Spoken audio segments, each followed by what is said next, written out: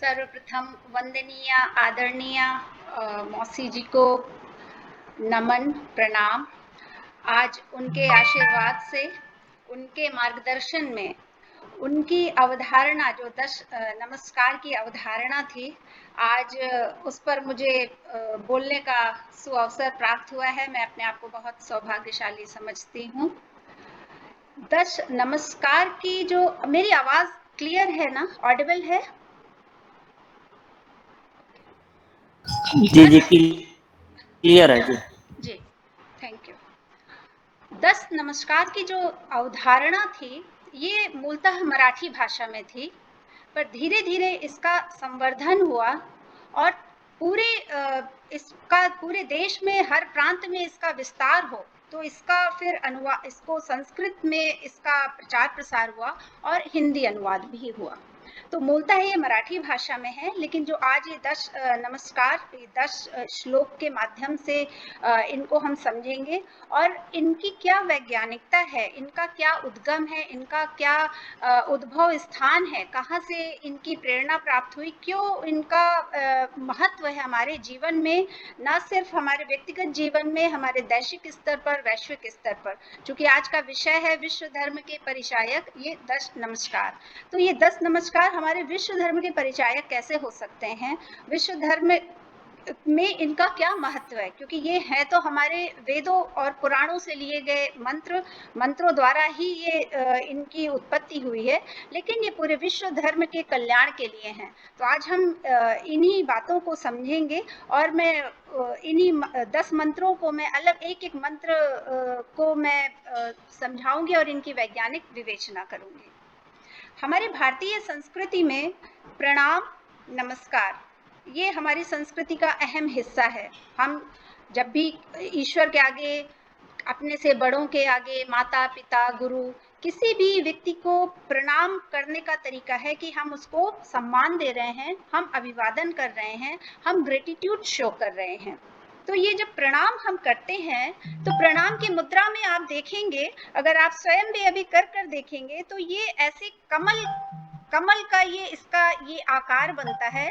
और ये हम जब ये हमारे हृदय चक्र अनाहत चक्र में स्पर्श होती हैं, ये दोनों जो अंगुष्ठ है अंगूठे ऐसे, ये इसकी सही मुद्रा है। ठीक है, तो ये कमल का जो ये आकार है, इसका अर्थ है जब हम अभिवादन करते हैं, हम प्रणाम करते हैं, तो हम ये कमल पुष्प अर्पित कर रहे हैं। कमल पुष्प क्यों अर्पित कर रहे हैं? कमल पुष्प में यहाँ चूंकि हम अनाहत चक्र से हमारा ये प्रणाम मुद्रा हमारी स्पर्श करती है, और अनाहत चक्र का जो प्रतिबिंब है वो है 12 पंखुड़ियों वाला कमल का पुष्प। अब ये 12 पंखुड़ियां क्या हैं? ये 12 पंखुड़ियां हैं, प्रतीक है 12 भावनाओं की, 12 विचारों की। ये क्या है? ये है परमानंद, ये है शांति, सुव्यवस्था, प्रेम, संज्ञान, दृढ़ता, अनुकंपा, दयालुता, स्पष्टता, शुद्धता, क्षमा। तो जब हम किसी को प्रणाम करते हैं तो इन विचारों को हम अर्पित करते हैं, मतलब हमारे अंदर दृढ़ता भी है, हमारे अंदर क्षमा का भाव भी है, हमारे अंदर प्रेम भी है, हमारे अंदर एकता का भी भाव है, परम आनंद की भी अनुभूति है, हमारे अंदर शांति भी है। तो जब हम ये प्रणाम ऐसे करते हैं तो इसका मतलब है कि 12 पंखुड़ियों में जो 12 विचार हैं उनके माध्यम से हृदय को स्पर्श करते हुए मैं ये ग्रेटिट्यूड, ये मैं अभिवादन प्रेषित कर रही हूँ या कर रहा हूँ भगवान के आगे, या अपने से बड़ों के आगे, माता पिता के आगे, या गुरुओं के आगे। तो ये हमारे वेद पुराणों में वर्णन है। और चूंकि कोई भी विचार जब तक हृदय से नहीं आता, जब तक हृदय से स्पर्श नहीं करता, तब तक वो सिर्फ विचार मात्र होता है। उसमें भावनाएं होनी जरूरी है, उसमें भाव का जुड़ना जरूरी है। इसीलिए जब प्रणाम की मुद्रा होती है वो हमारे हृदय से स्पर्श होना जरूरी है। तो जब भी ये भी एक अभ्यास का विषय है कि आज से जब हम कभी भी किसी को प्रणाम करें, मंदिर में भी जाएं, अपनों से बड़ों को भी अभिवादन करें, तो मुद्रा हम पूरी प्रॉपर रखें, हम मुद्रा एकदम स्पष्ट रखें, हृदय में हमारे दोनों अंगूठे स्पर्श करें और ये चारों उंगलियां हमारी ऐसे स्पर्श करें, और हम उन्हीं भावना, उन्हीं विचारों के साथ हम अपना अभिवादन हम समर्पित करें। तो ये है नमस्कार क्या है, प्रणाम क्या है, हमारे वेदों में इसका कैसे वर्णन है। तो ये 12 विचार, 12 भावनाओं के साथ हम नमस्कार किसी को हम प्रेषित करते हैं। 10 नमस्कार में 5 जो प्रथम नमस्कार हैं वो है पंच महाभूतों के लिए, और शेष 5 नमस्कारों में है माता पिता, गुरु, हमारी भारत जननी, दिगमंडल, हमारी चेतना। तो ये 5 महाभूत और 5 ऐसी एंटिटीज जो हमको न सिर्फ जन्म देती हैं, बल्कि हमारे जन्म के बाद हमको शिक्षित करती हैं, हमको दिशा प्रदान करती हैं, हमको जीवन की राह दिखाती हैं गुरु के रूप में। तो मैं जब एक एक नमस्कार पर आऊंगी तो सबकी जो है व्याख्या करूंगी कि गुरु के लिए क्या नमस्कार है, माता पिता के लिए क्यों नमस्कार है, इस पूरे दिगमंडल के लिए क्यों नमस्कार है, हमारे अंदर जो चेतना है, जीवात्मा है, उसके लिए क्यों नमस्कार है, भारत माता के लिए क्यों नमस्कार है, और पंच महाभूतों के लिए क्यों नमस्कार है। विश्व धर्म के परिचायक 10 नमस्कार। हमारे वेद पुराणों में, हमारी वैदिक संस्कृति में हमेशा वसुधैव कुटुंबकम की भावना से कार्य किया गया है और पूरे विश्व को एक परिवार की भांति देखा गया है, वसुधैव कुटुंबकम। तो अयम निजः पर्वो वेति गणना लघुचेत साम उदार चरिता नाम तू वसुधैव कुटुंबकम। हम शांति पाठ भी करते हैं, सहना ववतु सहनौ भुनक्तु सह वीर्यं करवावहि तेजस्विनावधीतमस्तु मा विद्विषावहि। तो हमारे जितने भी, अगर हम देखेंगे, हम रूटीन में जितने भी हम श्लोकों का पाठ करते हैं, उन सब में विश्व बंधुत्व की भावना है, पूरे इस ब्रह्मांड को एक परिवार माना गया है। तो ये जो 10 नमस्कार हैं, ना सिर्फ हमारे व्यक्तिगत स्तर पर है, ना हमारे पड़ोसी के लिए, ना हमारे सिर्फ नगर के लिए, देश के लिए, विदेश के लिए, अपितु तो इस पूरे ब्रह्मांड के लिए समर्पित हैं ये 10 नमस्कार। ये हमारी व्यक्तिगत उपलब्धि के लिए भी नहीं है कि ये हे भगवान हमें धन दो, दौलत दो, हमको ऐश्वर्य दो। ये जब नमस्कार किए जाते हैं तो ये पूरे ब्रह्मांड की सुरक्षित होने की भावना से, ये पूरे ब्रह्मांड में शांति हो। हम किसी भी श्लोक में जब हम शांति ही शांति ही शांति ही 3 बार शांति बोलते हैं, इस बार शांति बोलने का क्या अर्थ है, बहुत ही कम लोगों को पता होगा। ये 3 शांति बोलने का मतलब है कि हमारे इस शरीर में और इस पूरे समाज में, ब्रह्मांड में जितने भी आदि भौतिक, आदि दैविक, आध्यात्मिक व्याधियां हैं, विकार हैं, उपद्रव हैं, वो सब आप प्रभु ईश्वर शांत करें। इसीलिए हम बोलते हैं ओम शांति ही शांति ही शांति ही। पहला शांति हमारे आदि भौतिक कष्ट, दूसरा शांति आदि दैविक कष्ट, और तीसरा शांति आध्यात्मिक कष्ट। क्योंकि हमारे जीवन में कष्ट सिर्फ शारीरिक नहीं होते, दैवीय कष्ट भी होते हैं, प्राकृतिक आपदाओं से द्वारा उत्पन्न भी कष्ट होते हैं, हमारे कार्मिक कष्ट भी होते हैं। तो जितने प्रकार के हमारे क्लेश हैं, कष्ट हैं, हे ईश्वर, हम इस प्रार्थना के माध्यम से हम आपसे प्रार्थना करते हैं कि हमारे सभी कष्टों को आप हरिए। तो पंच महाभूतों की जब बात आती है तो हम ऋग्वेद में शांति पाठ का जो है विवरण है, ओम देह शांति, अंतरिक्ष शांति, पृथ्वी शांति, आपः शांति, औषधेय शांति, वनस्पतयः शांति, विश्वे देवः शांति, ब्रह्म शांति, सर्वम शांति, शांतिरेव शांति, शामः शांतिरेधि, ओम शांति शांति शांति।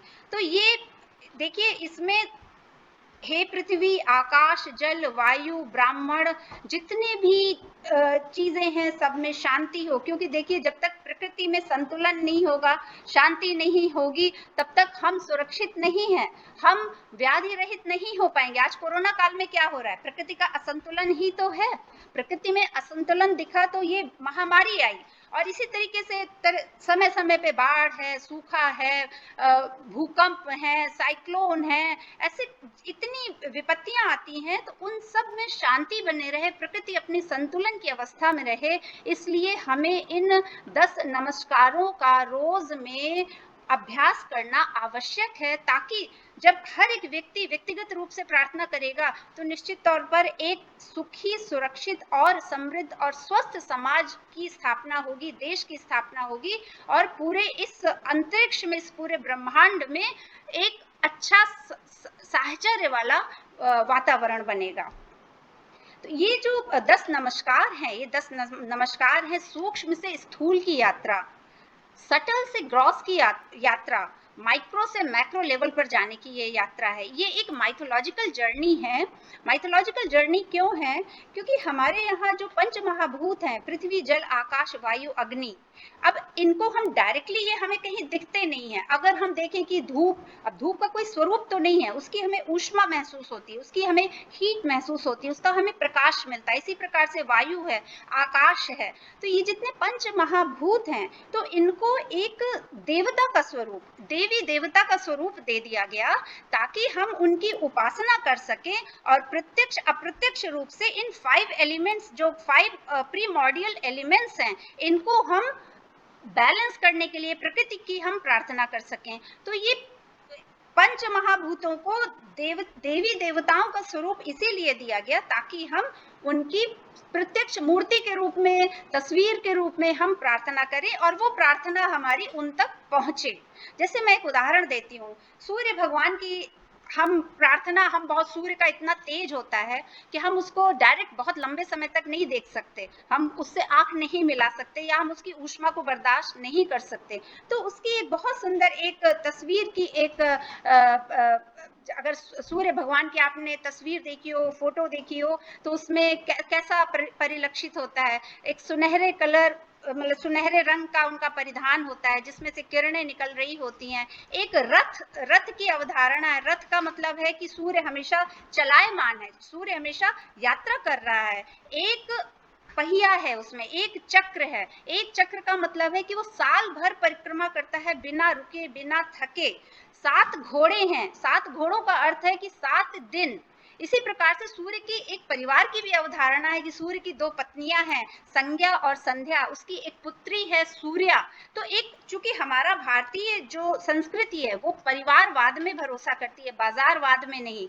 हम हर किसी को परिवार मानते हैं, इस पूरी धरती को परिवार मानते हैं। इसी प्रकार से देवी देवताओं में भी हमने परिवार की एक संकल्पना की, ताकि हम उनसे कनेक्ट हो सकें और हम सही भली भांति हम उपासना कर सकें। तो सूर्य की जब हम तस्वीर देखते हैं तो हम देखते हैं इसी तरह से जब हम देखते हैं कि वो जो रथ है, रथ में अरुण जो सारथी के रूप में है, वो लालिमा अरुण क्यों सारथी के रूप में क्यों है?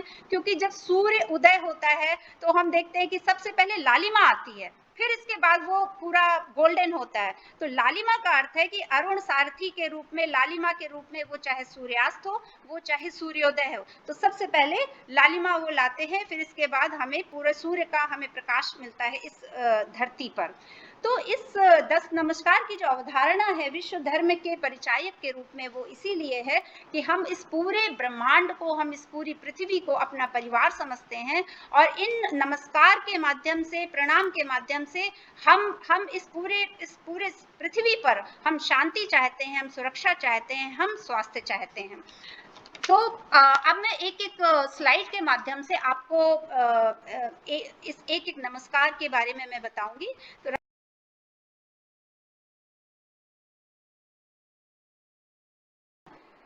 प्रथमो नो नमस्कारः प्रचोदनाय मित्राय नमस्ते जो गोलकाय। प्रथम नमस्कार है सूर्य के लिए। सूर्य के लिए ही प्रथम नमस्कार क्यों है? क्योंकि सूर्य एक ऐसा पंच महाभूत में से एक ऐसा एलिमेंट है जिसके बिना इस पूरे पृथ्वी पर जीवन नहीं है। सूर्य एक क्षण के लिए भी अस्त हो जाए तो हम सबका जीवन नष्ट हो जाए, और सूर्य अनवरत यात्रा करता रहता है और हमें हमेशा प्रकाश देता है, हमें हमेशा तेज देता है, और हमें हमेशा इंटेलेक्ट देता है। क्योंकि जब हम प्रार्थना करते हैं, गायत्री मंत्र करते हैं, तत्सवितुर्वरेण्यम, मतलब कि हे ईश्वर, मेरे इंटेलेक्ट को आप शार्पन कीजिए, मुझे और मेरे स्टिमुलेट कीजिए। प्रचोदनाय का मतलब है स्टिमुलेशन, मेरे बल बुद्धि विवेक को आप स्टिमुलेट कीजिए। तो मित्राय मतलब कि जो प्रकृति के हमारे जितने भी एलिमेंट्स हैं वो भेदभाव नहीं करते कि मुझे आज यहाँ पर धूप देनी है, आज यहाँ पर धूप नहीं देनी है। वो पूरे ब्रह्मांड में समानता के साथ मित्रवत व्यवहार करते हैं, हर किसी को अपना मित्र मानकर ही वो अपना प्रकाश फैलाते हैं। नमस्ते जो गोलकाय, एक तेज का गोला है, बॉल ऑफ रेडियंस है, वो एक बॉल की तरह एक गोला है वो, जो कि जिसका प्रकाश पूरे ब्रह्मांड में फैल रहा है। तो हे ईश्वर, जब हम सुबह प्रार्थना करें सूर्य भगवान की, तो बोले प्रचोदनाय मित्राय नमस्ते जो गोलकाय। तो हे सूर्य भगवान, मुझे आप जैसा ही मेरे अंदर इतना विवेक बुद्धि आए, मेरे अंदर जो सामर्थ्य है, मेरी जो शक्ति है, मैं आपके बराबर तो नहीं हो सकता, लेकिन मुझे आपका अगर एक अंश भी मिल गया तो मेरा जीवन सार्थक हो जाएगा। आप मेरे बुद्धि को मेरे स्टिमुलेट कीजिए, मेरे जो विवेक को है उसको आप शार्पन कीजिए। तो इस प्रार्थना के साथ हम सूर्य भगवान की हम प्रार्थना करते हैं। तो ये प्रथम नमस्कार है सूर्य भगवान के लिए। सूर्य आत्मा जगतः शस्तु चष्ट, मतलब कि सूर्य इस पूरे पृथ्वी का सोल है, मतलब हेड ऑफ फैमिली है, हेड ऑफ फैमिली है। इसीलिए हम प्रथम नमस्कार हम सूर्य भगवान के लिए हम अर्पित करते हैं।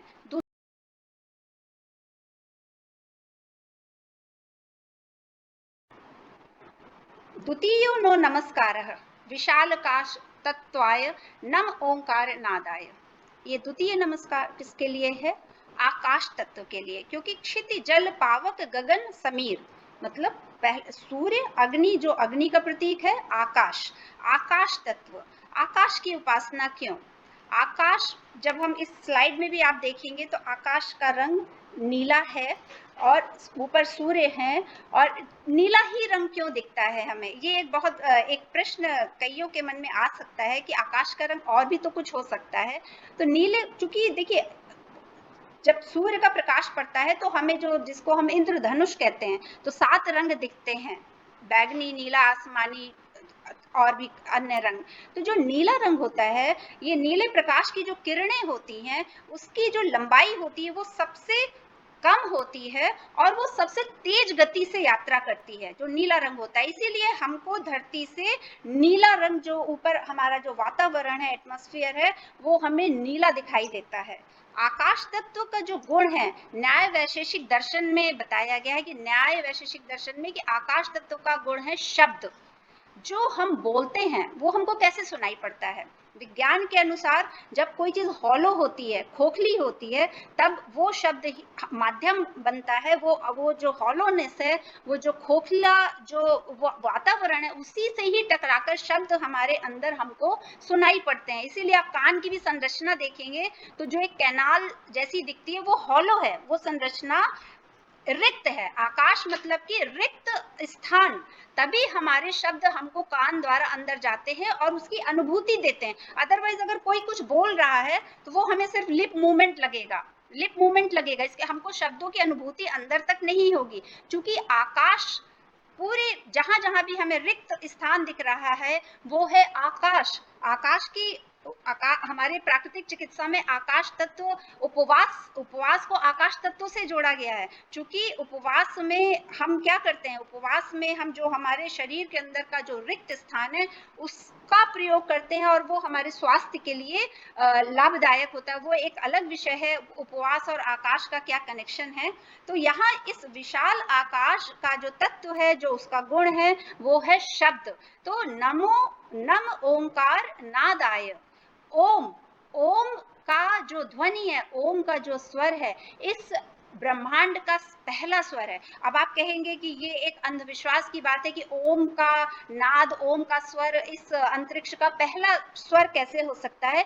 नासा ने कुछ दिन पहले ही एक वीडियो बनाया था, वो वीडियो मुझे अभी मिला नहीं, मैं अभी स्क्रीन में शेयर करती। उसमें उन्होंने स्पष्ट रूप से बताया कि ओम की ध्वनि ऊपर अंतरिक्ष में बहुत ही क्लियरली सुनी जा सकती है। तो ये वैज्ञानिक है, इसके पीछे विज्ञान है कि ओम इस ब्रह्मांड का प्रथम अक्षर है, प्रथम स्वर है, प्रथम नाद है।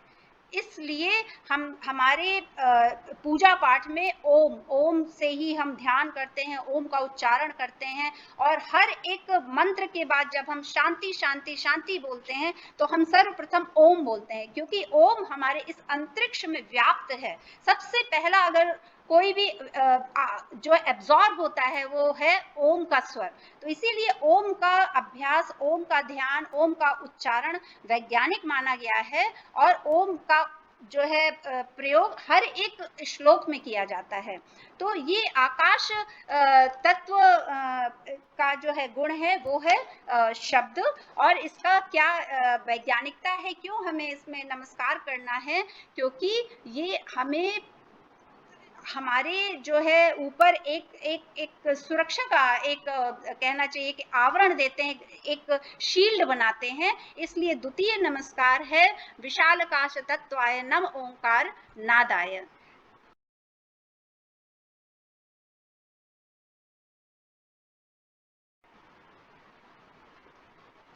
तृतीयो नो नमस्कारः तस्मै वायवे देवाय नमः स्पर्श तन्मात्राय। तीसरा नमस्कार है वायु। तो पांच जो पंच महाभूत हैं, क्षिति जल पावक गगन समीर। समीर वायु मतलब प्राण, जो हम ऑक्सीजन लेते हैं, वो जो प्राण तत्व लेते हैं, प्राण वायु लेते हैं, उसी से हमारा जीवन है। आज हम कोरोना काल में देख रहे हैं कि लोगों को ऑक्सीजन की कमी पड़ रही है, लोग ऑक्सीजन वेंटिलेटर पर है, ऑक्सीजन सिलेंडर लगाकर घूम रहे हैं। लेकिन प्रकृति ने हमको प्रचुर मात्रा में हर कुछ दिया है, लेकिन होता क्या है कि हम जो चीज हमको निःशुल्क मिलती है, हम उसकी कद्र नहीं करते, हम उसका सम्मान नहीं करते। अगर हम प्रकृति के प्रति अपना ग्रेटिट्यूड अनवरत कंसिस्टेंटली 24/7 आजीवन पर्यंत अगर हम ग्रेटिट्यूड की भावना से रहें, प्रणाम की भावना से रहें, समर्पण की भावना से रहें, तो प्रकृति हमें कभी निराश नहीं करती। प्रकृति हमें हर वो चीज देती है जो हमारे एक लंबे और सुखी और स्वस्थ जीवन के लिए आवश्यक है। तो हम ये, मैंने जैसे कोरोना का भी उदाहरण दिया, तो आज व्यक्ति ऑक्सीजन के लिए तरस रहा है, ऑक्सीजन नहीं मिलने के कारण मर रहे हैं, लोग परेशान हो रहे हैं। अगर उसी वायु का हम अगर आयुर्वेद के हिसाब से, योग के हिसाब से बात करें, तो प्रकृति कहती है आप लंबी गहरी सांसें भरिए, रोज सुबह प्राणायाम करिए और भी तरह तरह के अभ्यास करिए, तो आपके शरीर में कभी ऑक्सीजन जीवन पर्यंत कमी होगी ही नहीं। वायु का जो उत्पत्ति है वो कैसे हुई है, वा मतलब फ्लो, बहना, वा मतलब बहना, वायु the air which flows in वायु। वायु में जो एयर जो फ्लो करती है, जिसको हम अंदर लेते हैं, वो है प्राण वायु। प्राण की जब बात आती है तो पंच प्राण की कल्पना है हमारे आयुर्वेद में। पंच प्राण हैं, अपान, व्यान, समान, उदान, ये ऐसे करके 5 प्राण हमारे शरीर के अलग अलग भागों में स्थित हैं, जो हमारे शरीर को स्वास्थ्य प्रदान करते हैं। आयुर्वेद के हिसाब से वायुगत रोग 80 प्रकार के रोग होते हैं, जो सिर्फ वायु से होते हैं, वात रोग जिनको हम कहते हैं। और आज के समय में वात रोग सबसे ज्यादा लोग अगर व्याधियां हैं तो लोगों को वायुगत रोग हैं, वात रोग हैं। तो अगर हम अपने शरीर के अंदर और शरीर के बाहर दोनों में अगर हम संतुलन बना के हम रखेंगे तो हम कभी किसी व्याधि से भी ग्रस्त नहीं होंगे, और प्रकृति की सब चीजों में हम संतुलन भी बनाकर रखेंगे। एक आपने देखा होगा पुराने जमाने में, अब तो लोगों में ये संस्कृति धीरे धीरे कम होती दिखाई दे रही है, कि जब भी भोजन करने हम बैठते थे तो हर भोजन के पहले थाली के चारों ओर जल ऐसे चारों ओर घुमाते थे, ठीक है, उसको नैवेद्य चढ़ाना कहते हैं। तो वो जल क्यों हम थाली के चारों ओर घुमाते हैं, उसकी भी एक वैज्ञानिकता है। उसमें 5 मंत्रों का प्रणाम एक मन ही मन में अंतर मन से ही 5 प्रणाम हम करते थे। ओम प्राणाय नमः, ओम अपानाय नमः, ओम उदानाय नमः, ओम समानाय नमः, ओम ब्राह्मणे नमः। मतलब कि जो ये अपान वायु है, उदान वायु है, समान वायु है, व्यान वायु है, आप मेरे शरीर में अपने सही स्थान पर रहिएगा, ताकि मुझे कोई जो मैं भोजन कर रहा हूँ, जो ये अन्न मैं ग्रहण कर रहा हूँ, ये अच्छी तरीके से पच जाए। भगवान श्री कृष्ण ने भी भगवत गीता में कहा है, अहम वैश्वानरो भूत्वा प्राणिनाम देहामाश्रितः प्राणापान समायुक्तः पचान मन्यम चतुर्विधम। मतलब कि मैं शरीर के अंदर स्थित हूँ, श्री कृष्ण ने कहा मैं शरीर के अंदर स्थित हूँ, किसके लिए, वायु के लिए, और मैं अग्नि के रूप में उस अन्न का पाचन करता हूँ। तो ये हमारे अपने व्यक्तिगत स्वास्थ्य के लिए भी अच्छा है। और वायु में यहाँ पर अब हम जब नमस्कार जब हम करते हैं तो हम ये कहते हैं कि हे वायु, हे प्राण तत्व, हमको इसी प्रकार से जो है हमारे जीवन को जीवन दाता बने रहिएगा, हमको प्राण वायु देते रहिएगा, और हम आपको प्रणाम करते हैं, हम आपकी रक्षा करेंगे, हम आपको प्रदूषित नहीं होने देंगे। आप जैसे प्रकृति में जिस स्वरूप में, हम आपके स्वरूप को बनाए रखने के लिए अपना पूरा प्रयास करेंगे। तो जो ये पंच महाभूतों की जो अवधारणा है, ये व्यक्तिगत से स्टार्ट होकर शुरू होकर इस पूरे ब्रह्मांड के लिए है। तभी इसका अर्थ यहाँ पर विषय है विश्व धर्म के परिचायक। ये सिर्फ हमारे भारतीय संस्कृति में सिर्फ अपने की अवधारणा नहीं, हम सिर्फ अपना नहीं सोचते, हम अतिथि देवो भव कहते हैं, हम किसी भी अतिथि को देवता स्वरूप मानते हैं। तो हमारे यहाँ की जो संस्कृति है बहुत विशाल है, बहुत उदात्त है। हमारे दो वाली भावना नहीं है। हालांकि अब समाज में जो है बदलाव आ रहा है, लेकिन अगर हम मूलतः अपने वेद पुराणों की तरफ जाएं तो हमारे दो की अवधारणा नहीं है। संयुक्त परिवार होते थे, संयुक्त समाज होता था, और इसी तरीके से हम एक संगठित और एक सुरक्षित और स्वस्थ समाज में हम रहते थे। तो ये ये नमस्कार है, बिंब है, प्रतिबिंब है, प्रतीक हैं, और ये अप्रत्यक्ष या प्रत्यक्ष रूप से हमारी भावनाओं को व्यक्त करते हैं कि इन पंच महाभूतों और अन्य जो 5 नमस्कार है उनके माध्यम से हम सब जगह संतुलन, देखिए संतुलन ही जीवन है। कोई भी चीज, हमारी गाड़ी भी असंतुलित हो जाती है तो एक्सीडेंट हो जाता है, हमारी बाइक भी अगर जरा भी हमारा ब्रेक फेल हुआ, हम असंतुलित हुए तो हमारा एक्सीडेंट होगा। इसी तरह शरीर में भी कोई भी असंतुलन होता है, हम बीमारी हमको हो जाती है, विटामिन डी की कमी हुई, असंतुलन हो गया, हम बीमार हो गए, हमारे अंदर हमारे जो है ब्लड की कमी हुई, हम एनेमिक हो गए। इसी तरीके से प्रकृति में जब असंतुलन आता है तो वो तरह तरीके के उपद्रव और व्याधियों को लेकर आता है। ये महामारी प्रकृति का असंतुलन है, आज कोरोना प्रकृति का असंतुलन है। तो ये हमें जब मेरा यहाँ पर 10 नमस्कार के माध्यम से आप सबसे ये आग्रह अनुग्रह है कि इसको हम धीरे धीरे अपने दैनिक जीवन में अभ्यास में लाएं, ताकि हम अपने व्यक्तिगत जीवन को भी हम स्वस्थ रखें, स्वस्थ समाज की स्थापना के लिए भी हम अपना कंट्रीब्यूशन दें। ना सिर्फ स्वस्थ समाज बल्कि इस पूरे ब्रह्मांड को हम स्वस्थ, सुरक्षित और संतुलित रखें। तो ये था तृतीय नमस्कार वायु के लिए।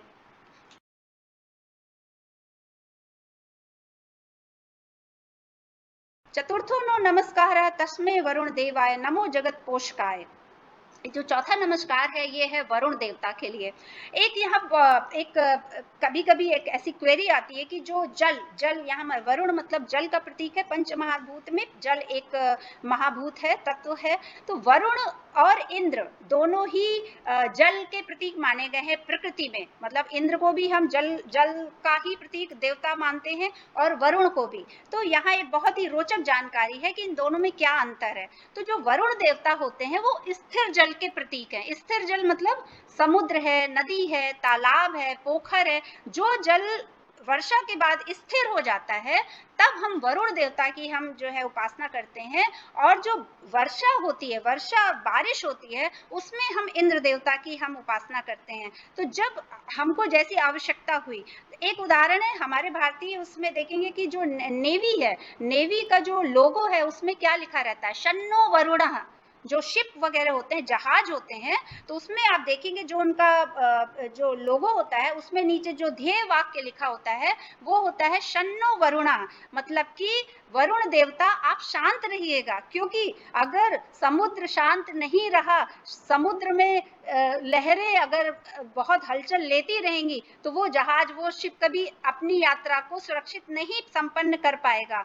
तो ये वरुण देवता का देखिए ये सिर्फ वेद पुराणों में नहीं है, ये हमारे आधुनिक समाज में हमारे नेवी, हमारी 3 सेनाओं में से एक, उसमें उसका ध्येय वाक्य है। और इसकी वैज्ञानिकता भी है कि जब तक समुद्र और नदियां और ये सब शांत अवस्था में नहीं रहेंगे तब तक हम सुरक्षित नहीं रह सकते। तो इस नमस्कार के माध्यम से हम उनको कहते हैं कि आप शांत रहें और हमें सुरक्षित रखें और हमको पोषण देते रहें, जगत पोषकाय। क्योंकि अगर जल तत्व की कमी हुई तो सूखा भी होगा या बाढ़ भी आएगी। सूखा हुआ तो दिक्कत है, बाढ़ आई तो दिक्कत है।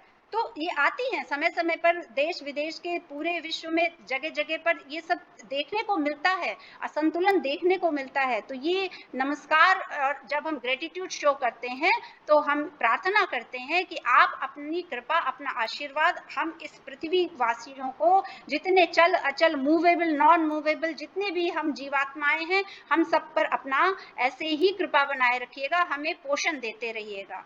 अगली स्लाइड कर दीजिए।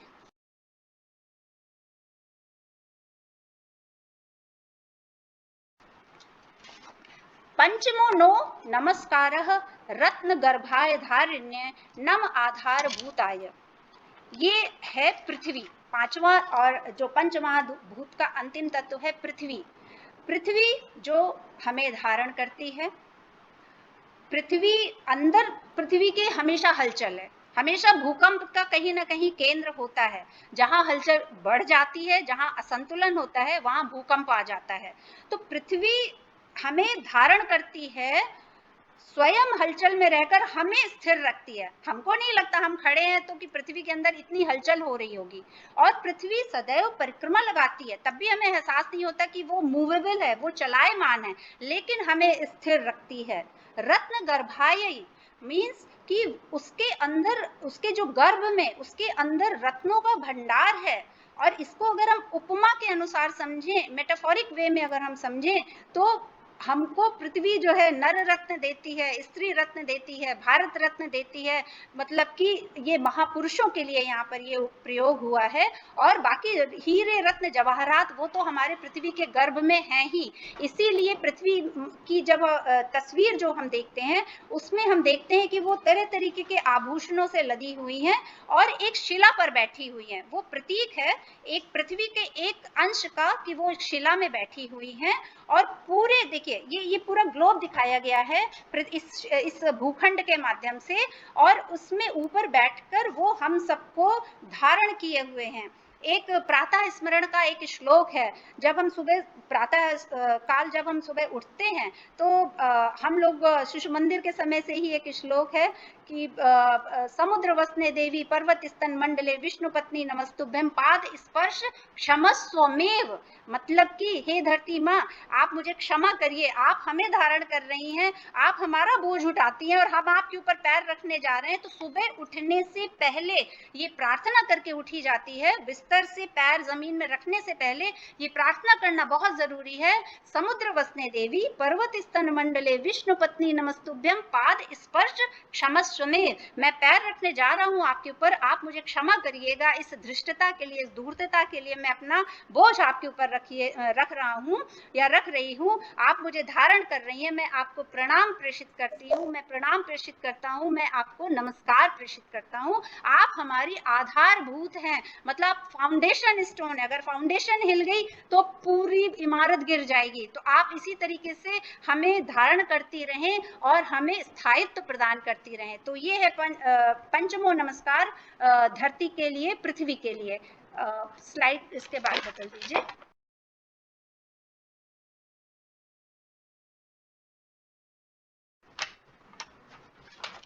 षष्ठो नो नमस्कारा अस्य भारत जनन्ये स्वाभिमान प्रति मायै। भारत भूमि, भारत जननी, हर देश के लिए, ना सिर्फ ये भारत की बात है, हर देश के नागरिक के लिए उसका देश से संबंधित उसका जो मानचित्र होता है, उसका जो संविधान होता है, उसका जो ध्वज होता है, वो उसके लिए गौरव का प्रतीक होता है, वो उसके लिए स्वाभिमान का प्रतीक होता है। आप देखेंगे कि जब राष्ट्रगान बजता है, जब हमारे हाथ में ध्वजा होती है, जब हमारे हाथ में पताका होती है, राष्ट्र ध्वज होता है, हमारे अंदर ऑटोमेटिकली एक उत्साह आ जाता है, हम वीरता से, हम शौर्य से भर उठते हैं। कोई ऐसी चीज नहीं होती कि जो हमें बाहर से इंजेक्ट की जाती है, लेकिन ऑटोमेटिकली हमारे अंदर वो भावना आ जाती है। तो किसी भी राष्ट्र के, किसी भी देश की 3 चीजें हैं जो उस देश के हर नागरिक को एक स्वाभिमान की भावना से भरती हैं, गौरव की भावना से भरती हैं, शौर्य की भावना से भरती हैं। और वो क्या 3 चीजें हैं? वो है ध्वज, वो है राष्ट्र ध्वज, वो है वहां का संविधान, और वो है वहां का जो है जो मानचित्र है, जिसको हम की मैप कहते हैं, जैसे हमारा भारत का इसमें मानचित्र दिख रहा है, ध्वजा, भारत माता ध्वजा लिए हुए हैं, ध्वजा कैसा भी हो सकता है, इसमें भगवा ध्वज लिए हुए हैं। हमारे तो संघ में भगवा ध्वज गुरु को जो भगवत ध्वज के रूप में ही पूजा जाता है। हमारे स्वतंत्रता संग्राम सेनानियों ने इसी ध्वज के लिए अपने प्राण गंवा दिए, हमारे सैनिक युद्ध में जाते हैं, इसी देश के लिए वो मर मिटते हैं, क्योंकि वो भी एक तरीके का ग्रेटिट्यूड है। हमारे स्वयं सेवक भी इस भगवत ध्वज के स्वाभिमान के लिए कुछ भी करने के लिए हमेशा तैयार रहते हैं, तन मन धन से। तो ये एक प्रतीक है, और इसके प्रति हमें हमेशा अपना नमस्कार, अपना प्रणाम प्रेषित करना चाहिए कि हे भारत माता, हमें तो माँ बाप ने सिर्फ जन्म दिया, लेकिन आपने तो हमें वो सब दिया कि जो हमें इस पृथ्वी पर एक कहना चाहिए ऊंचाइयों के साथ रहने के लिए चीजें। क्योंकि आज जब हम विदेश में भी रहते हैं तो हमको एक गौरव की प्रतीत होती है कि हम भारतीय हैं, हम इंडियन हैं, हम भारत देश से हैं, क्योंकि भारत देश की संस्कृति विश्व में विश्वगुरु के रूप में है। तो अपने देश कि जब वो हमारी पहचान बन जाती है, तो वो हमारे गौरव का विषय होता है, स्वाभिमान का विषय होता है, अभिमान का विषय होता है, और हमारे लिए हमारा जो जन्म हमारा जो है सार्थक हो जाता है, सिद्ध हो जाता है, जब हम भारत माता को प्रणाम करके और उनको ग्रेटिट्यूड करके जब हम अपना जीवन जीते हैं।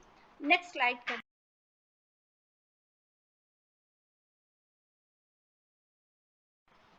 सप्तमो नो नमस्कारः जननी जनकाभ्याम नमः स्नेह प्रेरकाभ्याम। 7वां नमस्कार हमारे माता पिता के लिए। 7वां नमस्कार, ये 5 महाभूत तो देखिए जो स्थायी है, ये कभी नहीं बदलेंगे, प्रकृति तो स्थायी है, हमारा जन्म होगा, हम मृत्यु को प्राप्त होंगे, फिर नया जन्म किसी का होगा। तो वो पंच महाभूत की तो अपनी एक उपयोगिता और महत्व है, लेकिन माता पिता का सर्वाधिक स्थान है जब हम एंटिटीज में आते हैं, पर्सनल एंटिटीज में आते हैं। क्योंकि अगर माता पिता ने हमको जन्म नहीं दिया होता तो हमारा स्वरूप ही नहीं होता, हम इस पृथ्वी में अभी इस रूप में हम दिखते ही नहीं। तो माता पिता के लिए जिन्होंने हमें एक मांस के एक लोथड़े से एक पूरा शरीर, एक संरचना दिया, एक आकार दिया, और हमें संस्कार दिए, हमें मूल्य दिए, तो उन माता पिता को रोज सुबह उठकर हमें प्रणाम करना चाहिए कि आपने हमें इस धरती पर लाने का सौभाग्य प्रदान किया, हम आपको शत-शत प्रणाम करते हैं। और हम जैसे कि इसमें श्रवण कुमार की पिक्चर दिखाई गई है, श्रवण कुमार तो प्रतीक माने जाते हैं माता पिता की भक्ति के लिए, सेवा के लिए, लिए। तो ये हमारे लिए प्रतीक है कि हमको भी श्रवण कुमार बनना है, हमें अपने माँ बाप के प्रति आजीवन कृतार्थ रहना है, उनके प्रति हमेशा हमको सेवा भाव रखनी है, वो किसी भी प्रकार का उनको कष्ट न मिलने पाए। तो ये माँ बाप के लिए जननी जन काव्याम नमः स्नेह प्रेर काव्याम, तो उनके लिए ये नमस्कार है। Next slide.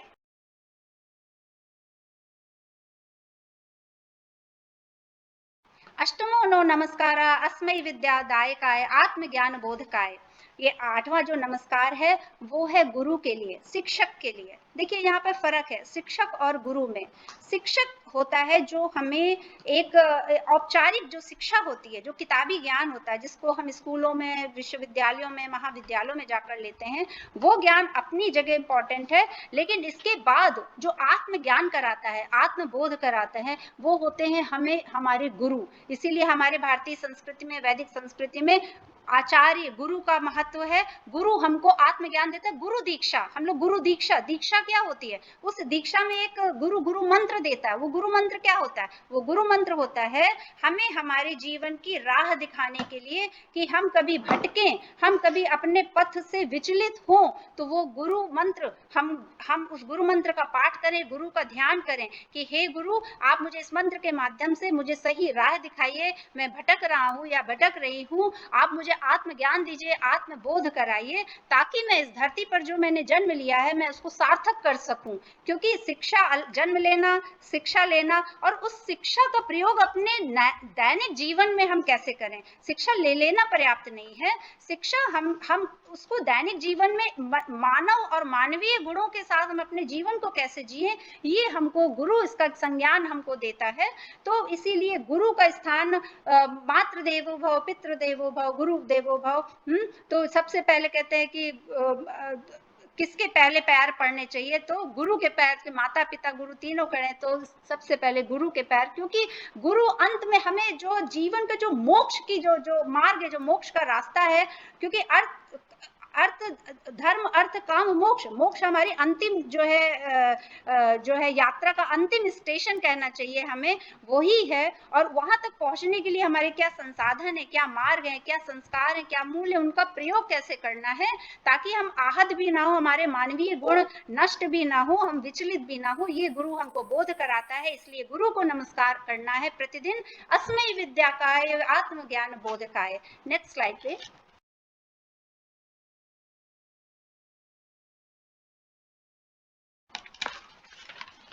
नवमो नो नमस्कारः ब्रह्म रूप देहस्थाय मूर्त भाव चैतन्याय। जो ये जो थोड़ा सा फिलोसफिकल टर्म है, ये है जीवात्मा। मतलब कि हमारे ये एक शरीर है, हमारे पंच, जैसे कि कोश, अन्नमय कोश, मनोमय कोश, शरीर मय कोश, ये पंच कोशों की अवधारणा है हमारे वेदों में, पुराणों में, आयुर्वेद में। लेकिन जो हमें जो इंसान को जो कहते हैं कि जो मनुष्य से जो मनुष्यता जो हमें बचाए रखती है, वो क्या होती है, वो होती है हमारी आत्मा। आत्मा के गुणों में जब हम अवस्थित रहते हैं, तभी हम अपने मनुष्य जीवन को, इस मानव जीवन को श्रेष्ठता के साथ जी सकते हैं।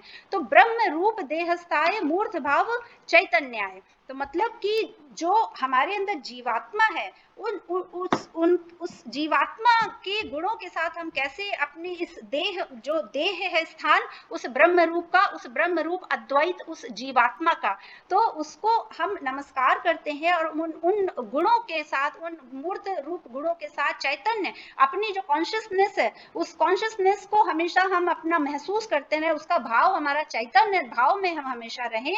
और हम इस प्रार्थना के साथ कि वो चैतन्य भाव हमारे अंदर हमेशा बना रहे, हम इसको हम प्रणाम करते हैं और प्रार्थना हम रोज करें। ब्रह्म रूप देहस्थाय मूर्त भाव चैतन्याय।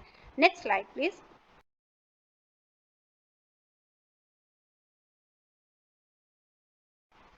दशमो नो नमस्कार दिव्याय दिगमंडलाय पुरो मार्गदर्शकाय। दशमो नो नमस्कार, ये 10वां और अंतिम नमस्कार है। दिगमंडल, दिगमंडल देखिए आप, इस जो स्लाइड है इसमें 10 दिशाएं दी गई हैं और इसमें एरो बने हुए हैं, तीर बने हुए हैं, अधो और ऊर्ध्व। तो ये 8 दिशाएं हैं और ये 2 दिशाएं मिलाकर 10 दिशाएं, पूरा दिगमंडल है। आप देखेंगे कि जब भी हम कोई जैसे जल अर्पित करते हैं या पूजा पाठ के बाद हम एक चारों ओर एक जल घुमाकर हम गोल घूम कर भी हम जल डालते हैं। उसका क्या अर्थ होता है? दसों दिशाओं की प्रार्थना एक बार में करना। जब हम पूरा एक राउंड ले लेते हैं, एक पूरा सर्कल में हम पूरा घूम कर हम जल डालते हैं, तो इसका मतलब है कि दसों दिशाओं को मेरा प्रणाम है, मेरा अभिवादन है। और चूंकि ये दिशाएं आकाश तत्व का ही, ये जो दिशाएं क्या होती हैं, ये आकाश तत्व का फ्रैक्शन है। तो ये एक प्रार्थना है कि हमें हमारी दिशा दिखाइए, हमारी दिशा क्या है, हमारा अंतिम मंतव्य क्या है, गंतव्य क्या है, वो है मोक्ष। और उस मोक्ष की प्राप्ति के लिए हमारा क्या मार्ग होना चाहिए, हमारी क्या उचित दिशा होनी चाहिए, इसका बोध, इसका हमें मार्गदर्शन हमेशा देते रहिए। इस प्रार्थना के साथ हम इस मंत्र की उपासना हम करते हैं, नमस्कार करते हैं, प्रणाम करते हैं कि दिव्याय दिगमंडलाय पुरो मार्ग दर्शकाय। तो इन सभी दशों जो 10 नमस्कार की अवधारणा है, तो एक इसके बारे में एक बहुत ही अच्छा एक श्लोक है। उस श्लोक के माध्यम से अगर हम कहें कि इसका एक पूरा एसेंस, जो इसका मूल भाव है, मूल तत्व निकल कर आता है, वेदानुगामी मंत्रोयम धर्मावरण पर्यावरण सूचकः पंच पंचाधिमि रूपैः विश्व धर्म प्रचारकः सातत्यपूर्णैः पाठैः संस्कृति परिचायकः नमो वाचम नता तस्मै समर्पि विराम्यहम्। मतलब कि ये जितने 10 नमस्कार हैं, ये वेदों के अनुगामी हैं, मतलब कि वेदों द्वारा लिए गए हैं, वेदों द्वारा रचित हैं। पर्यावरण सूचकः, ये पर्यावरण के संवर्धक हैं, पर्यावरण के संरक्षक हैं। मतलब कि आज की डेट में हमारी ड्यूटी पर्यावरण को सुरक्षित रखने की भी है। तो जब हम पंच तत्व, पंच महाभूतों की प्रार्थना करते हैं, तो हम साथ ही साथ प्रत्यक्ष अप्रत्यक्ष रूप से अपने पर्यावरण को भी हम सुरक्षित करते हैं, संवर्धित करते हैं, संरक्षित करते हैं। पंच पंचाधिमि रूपैः विश्व धर्म प्रचारकः, और इस 10 नमस्कार के माध्यम से हम विश्व धर्म का प्रचार प्रसार कर रहे हैं। नमो वाचम नता तस्मै समर्पि विराम्यहम्। तो इन्हीं 10 नमस्कारों के साथ मैं पुनः प्रणाम करती हूँ, नमस्कार करती हूँ। और मैं जो है अपने संपूर्णता के साथ, अपने पूरे हम्बलनेस के साथ, इन 10 नमस्कारों के साथ मैं अपनी कृतज्ञता प्रदर्शित करती हूँ कि हे पंच महाभूत, हे माता पिता गुरु, हमारे अंदर की आत्मा, दिगमंडल, पूरा ब्रह्मांड, हम मुझे ऐसे ही अपने जो है संरक्षण में रखना, ताकि मैं जब व्यक्तिगत रूप से जब मैं स्वस्थ सुरक्षित रहूंगी या रहूंगा, तो मैं स्वस्थ समाज, देश और इस पूरे ब्रह्मांड में अपना एक आहुति दे पाऊंगा, एक इस समाज का एक हिस्सा मैं बन पाऊंगा। तो ये एक 10 नमस्कार की अवधारणा थी। मैंने प्रयास किया कि मैं एक सीमित समय में इसका अर्थ, इसकी वैज्ञानिकता और इसके हमारे दैनिक जीवन में क्या क्या प्रयोजन है और कैसे हमको इसको लाना है, तो ये हम प्रयास करेंगे कि हम इनका हम अभ्यास करें, इन श्लोकों को हम कंठस्थ करें, और रोज हम एक ग्रेटिट्यूड, एक अभिवादन और भावना से हम इनका रोज उच्चारण करें, रोज पाठन करें, और रोज इनको हम प्रार्थना में अपनी शामिल करें। तो आज का बौद्धिक मैं यहीं पर समाप्त करती हूँ, और मुझे आशा है कि आपको आज का ये बौद्धिक अच्छा लगा होगा, ज्ञानवर्धक लगा होगा, और बहुत सारी नई चीजें आपको पता चली होंगी जो हम देखते हैं, सुनते हैं, लेकिन हम उसका अर्थ कभी कभी नहीं समझ पाते। और इस विषय से संबंधित अगर कोई भी आपके मन में कुछ उत्सुकता है, जागरूक है, जिज्ञासा है, तो आप पूछ सकते हैं। और मैं चाहूंगी कि आप अपने अपने विचार रखें कि आपको आज का ये बौद्धिक वार्ता कैसी लगी।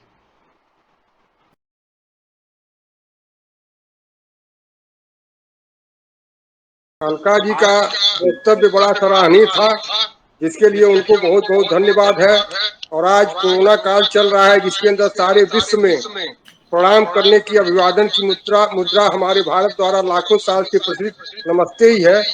ऐसी सूरत में जो है, जब सारी दुनिया नमस्ते को अपना रही है, तो यह प्रोग्राम रख करके हिंदू स्वयंसेवक संघ ने बहुत ही अच्छा किया, जो कि सबको इसके विषय में अधिक से अधिक जानकारी हो सके। अब आप लोग अगला प्रश्न पूछ सकते हैं।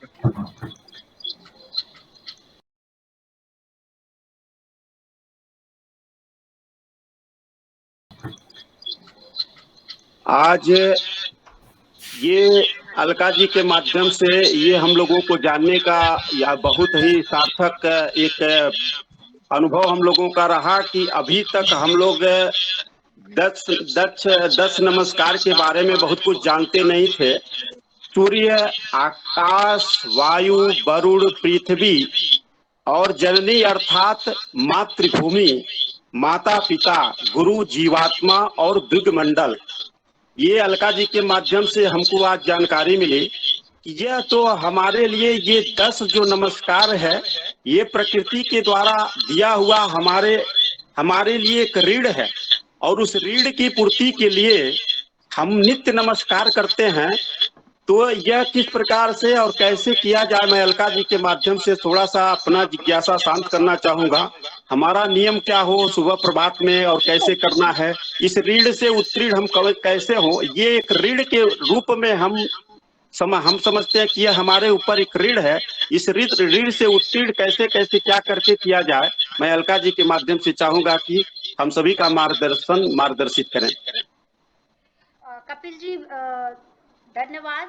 और बहुत अच्छा आपने प्रश्न पूछा कि पंच महाभूत हैं लेकिन उनको हम दैनिक जीवन में अभ्यास में कैसे लाएं।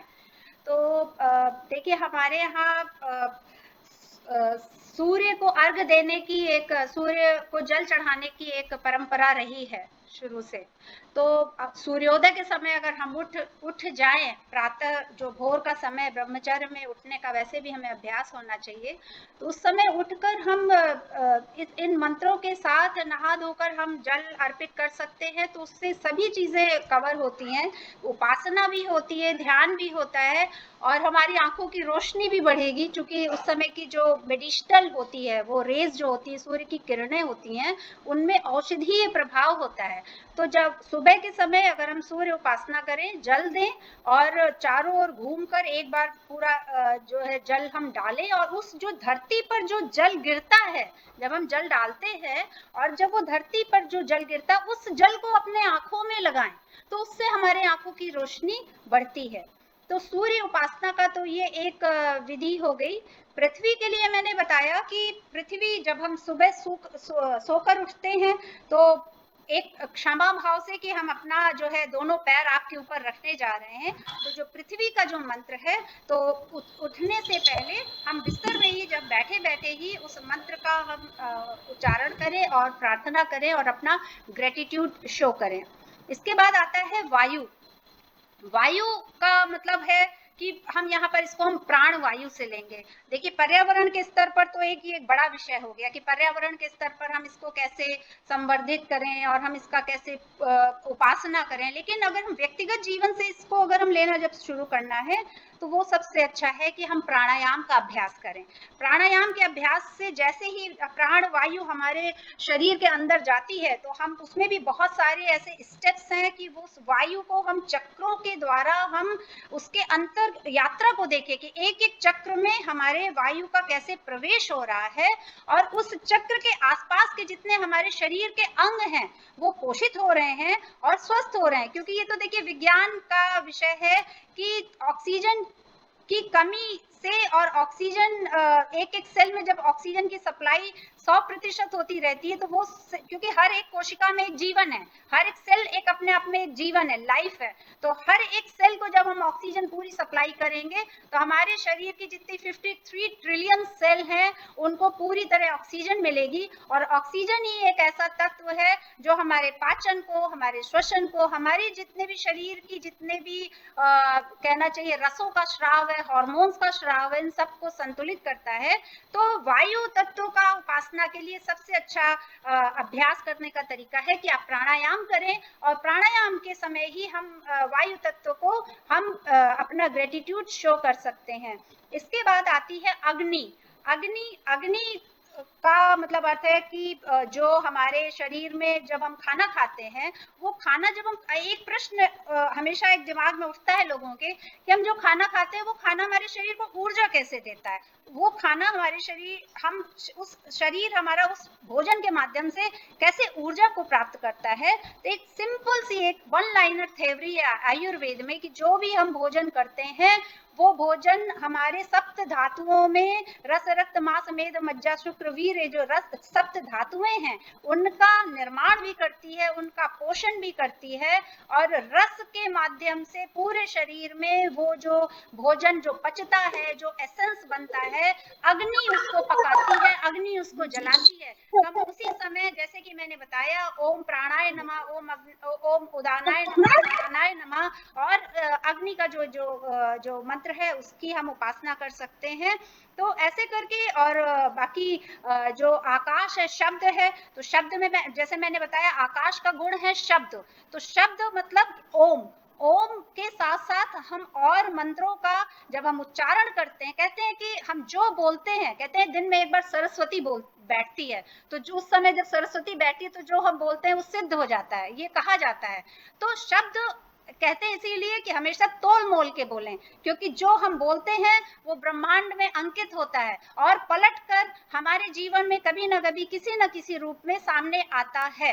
तो हमें मंत्रों का उच्चारण, हमें मंत्रों का अभ्यास, ओम का उच्चारण, ओम का अभ्यास ध्यान के माध्यम से, माला के माध्यम से, मेडिटेशन के माध्यम से हम उन शब्दों का उच्चारण करेंगे तो वो हमारी आकाश तत्व के लिए हमारी एक उपासना होगी और हमारा ग्रेटिट्यूड भी शो होगा। तो ये पंच महाभूतों को उपासना करने का ये एक माध्यम है और एक वैज्ञानिक तरीका है कैसे हम इसको रोजमर्रा के जीवन।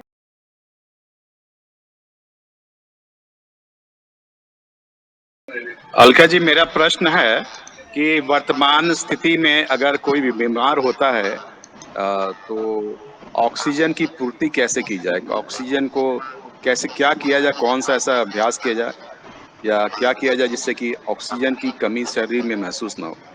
धन्यवाद। देखिए, ऑक्सीजन की कमी में कई चीजें इसमें शामिल है। एक तो देखिए अब जो कोरोना है, कोरोना हमारे लंग्स को सबसे ज्यादा प्रभावित कर रहा है, लंग्स को डैमेज कर रहा है, और श्वसन तंत्र का सबसे बड़ा और महत्वपूर्ण अंग है हमारे फेफड़े, हमारे लंग्स। तो उनको हम कैसे स्वस्थ रखें, और तो लंग्स को स्वस्थ रखने के लिए देखिए कई स्तर की चीजें हैं, बचाव की भी है, क्योर की भी है। तो उसमें कुछ एक आसन होते हैं जिनको एक कुछ पर्टिकुलर मुद्राएं होती हैं जिसमें बैठकर और हमें लंबी गहरी डायफ्रेगमेटिक ब्रीदिंग करनी होती है कुछ एक समय के लिए, दिन में कई राउंड। तो उससे हमारा जो ऑक्सीजन का लेवल है वो मेंटेन होता है। और हमारे आयुर्वेद में जो काश का मतलब होता है कि जो श्वसन तंत्र से संबंधित बीमारियां होती हैं उनके लिए कुछ बहुत ही औषधियां हैं अच्छी, जो हमारे लंग्स को हील करती हैं, डैमेज होता है उसको ठीक करती हैं, और अगर हमारे स्वस्थ हैं तो उसके स्वास्थ्य को बनाए रखती हैं। तो कुछ एक ऐसी चीजें हैं जिनका हम अपने शरीर की प्रकृति के अनुसार, गलती यहाँ पर क्या हो जाती है कि हम जब कोई उपाय करते हैं तो हर व्यक्ति एक ही उपाय करने लगता है, लेकिन वो गलत होता है क्योंकि हर एक व्यक्ति के शरीर की प्रकृति अलग अलग है। और प्रकृति के साथ साथ हर व्यक्ति के शरीर का मेडिकल एक एस्पेक्ट अगर हम देखें तो किसी को कुछ बीमारियां ऑलरेडी हो सकती हैं। मान लीजिए इसको हार्ट की प्रॉब्लम है, किडनी की प्रॉब्लम है, लीवर की है, हाइपरटेंशन है, कुछ है, तो उन सब की कॉम्बिनेशन के साथ क्या गति होगी, क्या मात्रा होगी, वो चाहे प्राणायाम हो, आसन हो, या आयुर्वेद में कुछ वर्णित कुछ ऐसी औषधियां हैं जिनका कोई साइड इफेक्ट नहीं होता, और उनको जब हम नियमित रूप से लेते हैं तो हमारे लंग्स मजबूत बनते हैं। और डीप डायफ्रेगमेटिक सबसे बड़ी बात है, भस्त्रिका है, अनुलोम विलोम है, नाड़ी शोधन प्राणायाम है, इन सब का पीरियडिकली थोड़ा थोड़ा अभ्यास करें दिन भर में 3-4। अगर कोई पीड़ित है और स्वस्थ है तो सुबह शाम भी उसके लिए ठीक है, अगर कोई प्रभावित है तो वो पीरियडिकली जैसे 10-10 5-5 मिनट जितना उसका शरीर में सामर्थ्य हो तो प्राणायाम करें। कुछ एक आसन है झुककर आगे बैठने वाले, उनका एक पोस्चर है, उसमें बैठकर वो डीप डायफ्रैग्मेटिक ब्रीदिंग करें तो उससे डायफ्राम दबता, चूंकि क्या होता है कि जब कोरोना अगर शरीर में वायरस है तो स्वतः श्वास लेने में दिक्कत है, लेकिन तो जब हम उसको एक पर्टिकुलर पोस्चर में बैठते हैं तो डायफ्राम हमारा उससे दबता है और जो हम श्वास लेते हैं तो वो हमारे अंदर तक जाती है और वो जो श्वास प्रश्वास की जो प्रक्रिया है वो संतुलित होती है, इससे ऑक्सीजन का लेवल हमारा बढ़ता है। तो ये कुछ प्रमुख चीजें हैं, प्राणायाम के स्तर पर है, आसन के स्तर पर है, कुछ औषधि के स्तर पर है, जो हर व्यक्ति के लिए तो अलग अलग मात्रा, विधि और समय हो सकता है।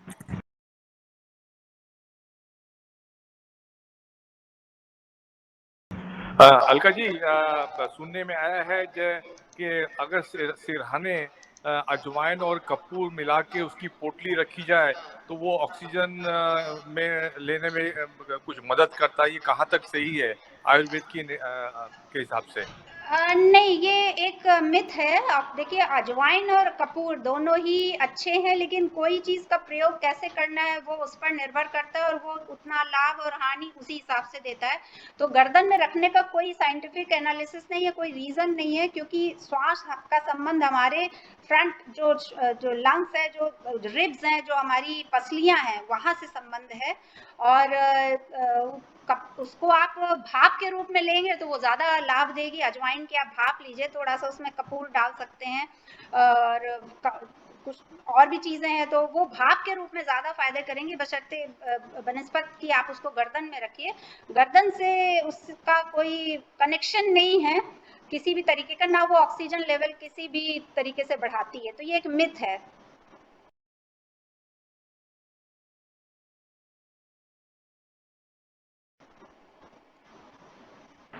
अलका जी, एक जिज्ञासा और है कि बढ़ते हुए कोरोना के प्रभाव को देखते हुए जहां शासन प्रणाली थोड़ी सी हमको अक्षम है सुविधाएं देने में, जो क्योंकि बढ़ता हुआ प्रभाव बहुत ज्यादा है, और जहां मतलब स्वास्थ्य विभाग के द्वारा, प्रशासन के द्वारा अक्षमता दिख रही है, और अगर ऐसी स्थिति में यदि कोरोना से कुछ लोग ग्रसित हो रहे हैं या कोरोना की संभावना है, तो स्वतः अपने व्यवस्थाओं से आयुर्वेद के माध्यम से किस प्रकार से हम कोरोना से बिना स्वास्थ्य विभाग के किसी प्रकार के सहयोग से और बिना प्रशासन के सहयोग से कैसे अपने आप को स्वस्थ रख सकते हैं, इस पर थोड़ा सा आप जानकारी प्रदान करें। देखिए कपिल जी, एक कोरोना से तीन चीजें हैं, एक प्रिवेंटिव है और एक अगर कोई उससे प्रभावित हुआ है तो प्रभावित होने में भी कई स्तर होते हैं, एक माइल्ड है, एक मॉडरेट है और एक सीवियर है। तो किस लेवल पर कोई व्यक्ति प्रभावित हुआ है और अगर कोई प्रिवेंटिव मोड में कि स्वस्थ है और उसको इसका प्रभाव ना हो, तो चारों चीजों के लिए अलग अलग प्रोटोकॉल हैं। तो उसमें हम कुछ पंचकर्म की जो क्रियाएं होती हैं, तो जिससे रेगुलर हमारा पूरा नेजल जो पाथ है वो क्लियर रहे, उसमें कोई इन्फ्लेमेशन ना आए, उसके लिए हमारे नेति का प्राविधान है, जल नेति है, सूत्र नेति है, इसी तरह कुंजर है, और मैंने प्राणायाम आसन वगैरह बताई हैं। और आयुर्वेद में बहुत अच्छी अभी जो लोगों ने भारतवर्ष में कोरोना के समय में सुना भी होगा, देखा भी होगा, वे बहुत अच्छी आयुर्वेदिक औषधि भी है जो प्रिवेंटिव भी है, क्यूरेटिव भी है, माइल्ड मॉडरेट दोनों में, और सीवियर में उसको एक हम पैरेलल एक सपोर्ट सिस्टम के साथ भी लेते हैं। कोरोनिल किट होती है, उसमें 3 दवाओं का जो है वो एक कॉम्बिनेशन है, तो उनको कैसे लेना है, कितनी मात्रा में लेना है, और उसका हमारे शरीर में, चूंकि ये क्लिनिकल ट्रायल द्वारा बनी हुई ये मेडिसिन है और इसका जो है 40 जर्नल्स इसके पब्लिश हो चुके हैं इंटरनेशनल पोर्टल्स पर। तो वो अश्वगंधा कैसे हमारे जो है वायरस को इनहिबिट करता है, कैसे उस एंजाइम से जाकर वो डॉक बना देता है, तो ये वो पूरे एक क्लिनिकल ट्रायल के बाद वो निकल कर आई है, जिसका कोई साइड इफेक्ट नहीं है। चूंकि हो क्या रहा है कि चलिए एक बार के आप अस्पतालों में गए, आपने दवाइयां कर ली, आपको लगा हम ठीक होकर आ भी गए, तो उसके बाद पोस्ट कोरोना साइड इफेक्ट्स बहुत ज्यादा है। मतलब उसमें ईएनटी से रिलेटेड प्रॉब्लम है, उसमें इंडिया में जैसे आपने देखा होगा ब्लैक फंगस है, हेयर फॉल बहुत हो रहा है, लोगों में सूंघने की, स्वाद की क्षमता जा रही है, सुनाई कम पड़ रहा है, वीकनेस बहुत आ रही है, मस्कुलर प्रॉब्लम बहुत है, कमजोरी बहुत है, एपेटाइट लॉस है, लीवर डैमेज हो रहा है दवाइयों के असर से, क्योंकि इसमें हाई एंटीबायोटिक्स भी हैं, उसमें स्टेरॉइड भी हैं, इसमें ब्लड थिनर भी दिया जा रहा है। तो ब्लड थिनर वगैरह आगे चल के फिर वो कोलेस्ट्रॉल वगैरह की प्रॉब्लम क्रिएट कर रहे हैं, या जो ऑलरेडी व्यक्ति हार्ट प्रॉब्लम है और सब है, तो उनमें तरह तरीके के कॉम्प्लिकेशन देखने में आ रहे हैं।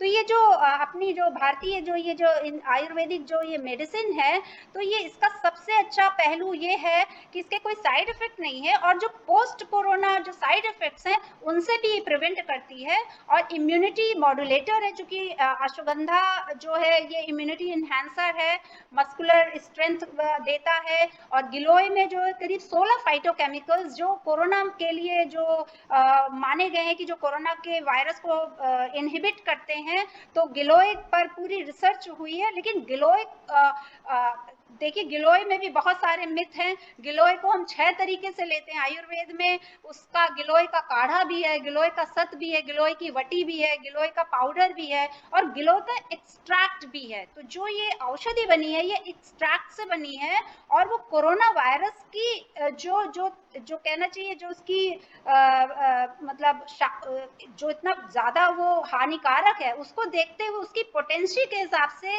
वो दवा बनाई गई है, और वो जाकर शरीर में बहुत ही मतलब चमत्कारिक रूप से लाभ आपको देता है, प्रिवेंटिव भी, क्यूरेटिव भी, और साथ में उसके पोस्ट साइड इफेक्ट्स अगर कोई व्यक्ति, और ये 100% सत्य बात है कि जिसको कोरोना हुआ है उसके साइड इफेक्ट्स उसको झेलने पड़ते हैं, झेल रहे हैं और झेलने पड़ेंगे।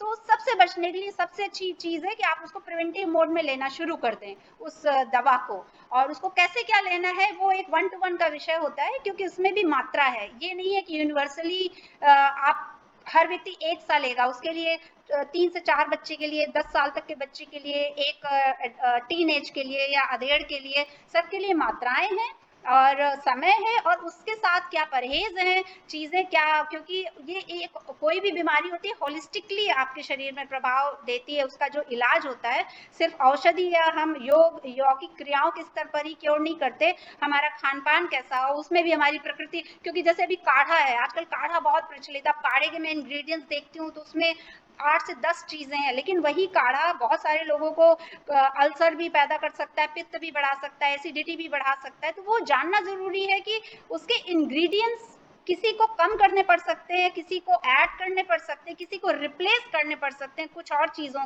के साथ। मान लीजिए किसी को डायबिटीज है, किसी को हार्ट प्रॉब्लम, किसी का कोलेस्ट्रॉल ऑलरेडी बढ़ा है, तो उस काढ़े में हम ऐसी और कौन सी आयुर्वेदिक हर्बल मेडिसिन और हम मिलाएं ताकि वो हमारा कोलेस्ट्रॉल लेवल भी कम रखे, उसको इंक्रीज ना करे, उसका बार रेज ना करे, और हमारे कोरोना तो साथ साथ में क्योर और प्रिवेंट होता ही रहे। तो ये जानना जरूरी है। तो ये आयुर्वेद, चूंकि अभी क्या लोगों के दिमाग में एक मिथ क्या है ना कि आयुर्वेद को वो समझते कि मतलब एक जड़ी बूटी या काढ़े तक सीमित है, ऐसा नहीं है। ये एक व्यक्तिगत सबसे अच्छी बात ये क्या है, एलोपैथी की तरह ये सिम्टोमेटिक नहीं है कि आप एक ही व्यक्ति मतलब 10 व्यक्ति अगर उस डॉक्टर के पास जाएंगे तो वो डॉक्टर 10 आदमियों को वही दवा लिख कर देगा। वो उस शरीर, क्योंकि हम 10 एक नहीं है, ये तो सबको मानना पड़ेगा कि हम 10 व्यक्ति एक से नहीं है। हमारी शरीर की संरचना अलग है, हमारा हमारा जो मनोविज्ञान अलग है, हमारे विचार अलग है, हमारा वर्क प्लेस अलग है, हमारे परिवार की स्थितियां अलग है, हमारी आर्थिक स्थिति अलग है, हमारी वैचारिक स्थिति अलग है, हमारे शरीर में 25 तरीके के रोग हो सकते हैं। तो आयुर्वेद 1 to 1 इंडिविजुअल लेवल पर जो है काम करता है, और वो अगर 1 घंटे का अगर उसका सेशन है तो 30 से 40 मिनट सिर्फ प्रश्नोत्तरी में बिताता है, ताकि वो उस व्यक्ति के शरीर, मन, आत्मा तीनों के स्तर पर उसकी प्रकृति को समझे, फिर उसके लिए किसी समाधान को वो प्रिस्क्राइब करता है। तो ये है।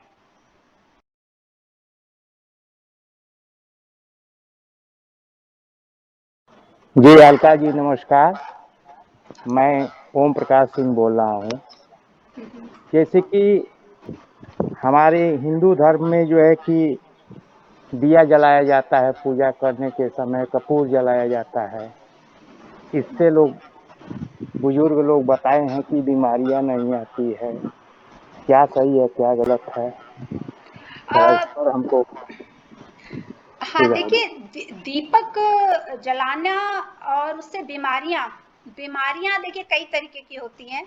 एक शारीरिक बीमारी होती है, एक मानसिक होती है और एक आध्यात्मिक होती है। तो मैं अगर दीपक जलाने की जो अवधारणा उसकी वैज्ञानिकता है, वो उसका एक प्रतीक है कि दीपक की जब लौ जलती है तो वो हमेशा ऊपर की ओर उठती है। ठीक है, तो ऊपर की ओर उठने का अर्थ है कि हम भी, हमारी जो चेतना है, हमारा जो चेतना का स्तर है वो अधोमुखी हो, अधोगामी ना हो, हमारी चेतना ऊपर उठे। मतलब जो हमारी स्पाइन है, जैसे कि हमारा मेरुदंड है, तो उसमें हमारी चेतना, जो हमारा जो ऊर्जा है उससे प्रभावित होती है सहस्रार चक्र तक, मूलाधार से सहस्रार चक्र तक। तो दीपक जलाना प्रतीक है कि हमारा जो प्रार्थना है, उस प्रार्थना के माध्यम से हम अपनी चेतना का स्तर ऊर्ध्वगामी करें। अब रही बात व्याधियों की, बीमारियों की, तो उसके लिए हमारे वैदिक संस्कृति में यज्ञ का प्रयोजन है। हमारे यहाँ हर एक बड़ी पूजा में, 30 त्योहारों में यज्ञ की अवधारणा है। तो यज्ञ में जब चूंकि जो भी इंग्रेडिएंट्स होते हैं वो औषधीय होते हैं, और उस पहली बात तो पूरे वातावरण को वो प्योर करते हैं, कीटाणु जितने भी वायरस बैक्टीरिया हैं। इसीलिए देखिए कि पहले ये बड़ा वैज्ञानिक था, सब यज्ञ वगैरह होते थे तो पूरे घर में फिर यज्ञ का धुआं दिखाया जाता था ताकि हर एक कमरे की शुद्धिकरण हो जाए।